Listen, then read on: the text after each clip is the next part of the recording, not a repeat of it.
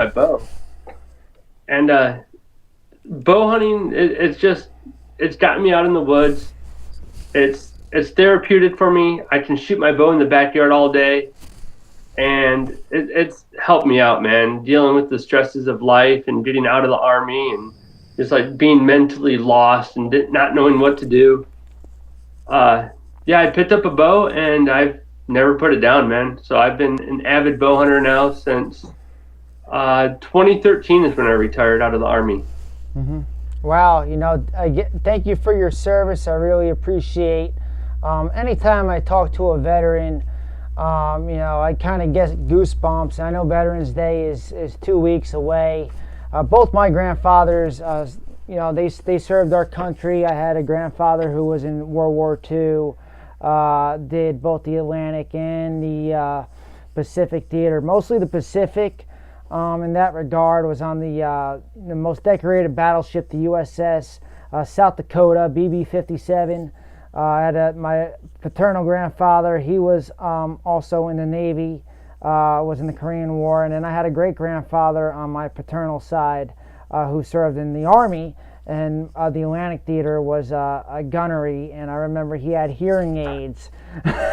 Because of, right? Yeah, but some interesting war stories. Who really helped get me into hunting was actually a Marine after my father passed away. I was, a very similar story. I don't know if you know about the TBO story. But yeah, yep. It was started by my Uncle John, who was my father's brother, and myself. I really give the credit to my Uncle John. He went to a suicide prevention meeting back in 2017, and they gave you these name tags, and he wrote on the name tag Team Buffalo, and that's how the names Team Buffalo Outdoors came apart. My birthday was the next month, and he told me about it, we just took it from there, So That's awesome, man. That's an awesome story, brother. But anyway, to get connected to people in the outdoors, share my father's passion, which is passed down to me, passed down to his younger brother, and whatnot. But when I was, like you were saying, you were lost. Oh, absolutely. That struggle. When you went out into the woods, how did you, find that peace? It took a minute, man. You go out there, and I loved being in nature as a kid. I'd run around the woods playing with stick guns and everything, just having fun. And as an adult, I'm out of the Army. I had the best career ever one day, and the next day I'm done. I could never go back to that lifestyle. Mm-hmm. So it hit me, man. So I would just go in the woods and sit, and I would tell everyone, "Hey, I'm gonna go out hunting." And I would just go sit in the woods, man.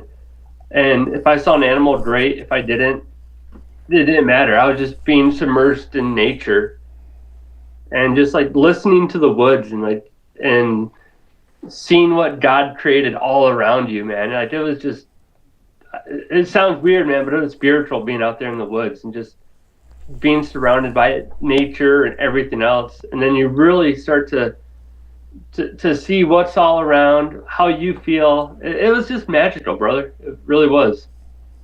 Yeah, to me, there's no better feeling than being out in nature. Either you're going out on the water, like I love to fish. That's probably was my first passion, was fishing.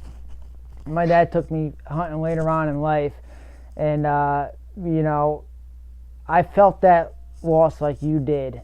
And then when I got back into it, the first time I went bow hunting was actually in the Pine Barrens. Okay. Back in 2011. I got my bow license. I didn't go out, though, that year. It was in 2010. The next year, my Uncle Bruce, who was a Marine, served in Vietnam. This is my father's uncle, by the way. He took me out by his house in the Pine Barrens. He had this ladder stand. And I'm just sitting there, just waiting, staying still. I said, okay. I don't think I saw anything. I remember it got a little cold, but it was right around this time of the year. And, yeah. I didn't hunt the Pine Barrens again until actually last week. Really? Yeah. So I moved my Uncle John down there, and he's by some well, not public land. It's a preserve. You need to file permission online for it. Yeah. But it's thick down there. But I was able to get up with the climber, a summit climber, and I saw a deer first sit. 45 yards. I couldn't get a shot on them. What I've noticed, deer haven't been, especially in my area, they haven't been responding to calls as I'd like. And I want to get into my next topic. When it comes to this time of the year with the rut, what do you use? What are your tactics? Are you rattling? Are you grunting? Do you use a snort wheeze? All of the above, man. I mean, rattle bags are huge. I have one with me. So I saddle hunt, so I carry everything in my backpack out with me. So I was carrying the drop sheds for a while, but I just picked up I think it's a Primo's rattle bag. I'll carry that. I'll throw a bleach can in my bag. The grunt. The Primo's. Oh yeah. Yep. That one. I think I've had the same one for like 5 years, and I think I've used it like once or twice. But yeah, I have that. I have a grunt call. The snort wheeze, I seen that for the first time in the wild last year, and I was like, man, that is so cool. So I've started implementing that more. And I used the snort wheeze actually on Sunday. I saw a buck on Sunday, probably about like 70 yards. And he's walking away, like he's on his thing. Right now, it's in Jersey. We have that seeking phase, right? We're starting to get. We're in the pre-rut, starting to transition into the seeking phase, which I would say is going to start November 2nd. Is that true seeking phase start? But it's right now they're marking their territories, and he's on his own thing. He's on his own path. I'm trying to hit the grunt. I really believe, and I've been really successful. I got the true rattlers. I bring a pair of double antlers with me. Okay. And I rattle.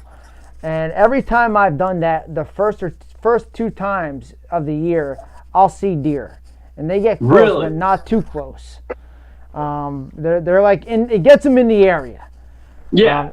And I do it in the morning, and then so I see him. He's on his own path. He's not going to cross me. He's not going to get into range. I try hitting the grunt. Nothing can do. He's not even paying attention. I try to snort. I do the snort wheeze, and he stops and he looks around. And I know. He stops again, looks around, but then he just keeps walking on his path. I'm just like, oh man, you're stubborn.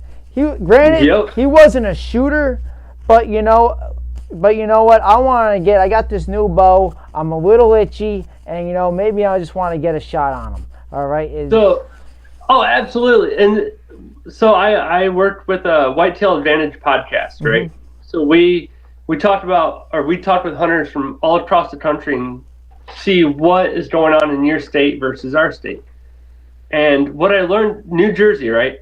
You guys have to harvest a doe first before you can get a buck. In the month of September.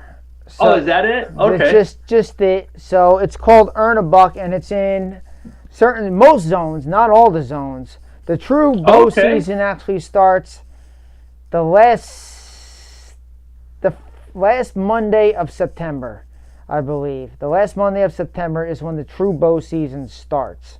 So they call that actually early. That's part of your fall bow tag. So you have to shoot a doe first or an antlerless first. You could shoot a button buck, and I've done that by mistake before and earned my buck tag. Okay, but once you get that done, now you're what we would call buck eligible. But once the fall bow really starts, you could shoot a buck. So I've been basing my hunting this season off of that concept where, all right, I'm going to shoot a doe or a smaller buck first. I just want to get the first one out of the way, get some meat in the freezer. That way I can start actually hunting those mature bucks that I want. And, once you do that, man, you just feel so much better about everything. That because well, you're not going to have tag soup. You actually have meat in the freezer, you know. So you're yeah. Oh, we've all tag been there, man. sandwiches. That law came out in 1999. I was